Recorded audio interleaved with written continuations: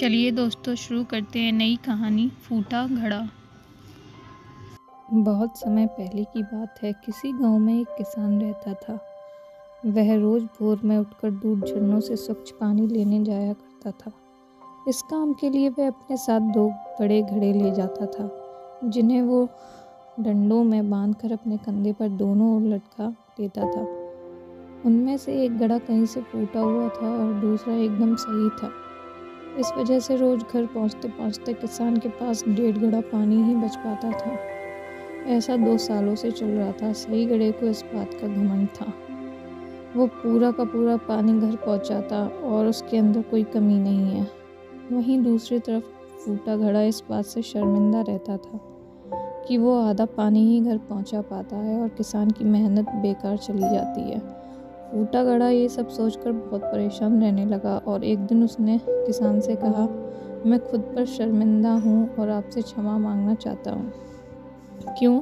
किसान ने पूछा। तुम किस बात से शर्मिंदा हो?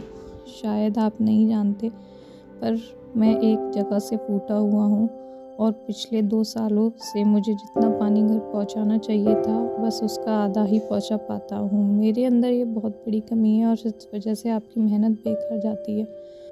फूटे घड़े ने दुखी होते हुए कहा। किसान को घड़े की बात सुनकर थोड़ा दुख हुआ और वह बोला, कोई बात नहीं, मैं चाहता हूँ कि आज लौटते वक्त तुम रास्ते में पड़ने वाले सुंदर फूलों को देखो। घड़े ने वैसा ही किया। वह रास्ते भर सुंदर फूलों को देखता आया।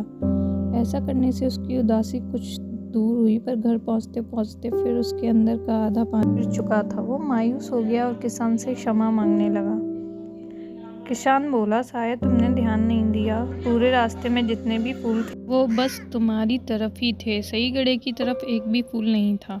ऐसा इसलिए क्योंकि मैं हमेशा से तुम्हारे अंदर की कमी को जानता था और मैंने उसका लाभ उठाया। मैंने तुम्हारे तरफ वाले रास्ते पर रंग बिरंगे फूलों के बीज बो दिए थे। तुम रोज़ थोड़ा थोड़ा करके उन्हें सींचते रहे और पूरे रास्ते को इतना खूबसूरत बना दिया। आज तुम्हारी वजह से ही मैं इन फूलों को भगवान को अर्पित कर पाता हूँ और अपना घर सुंदर बना पाता हूँ। तुम ही सोचो, तुम जैसे हो वैसे नहीं होते तो भला क्या मैं ये सब कुछ कर पाता।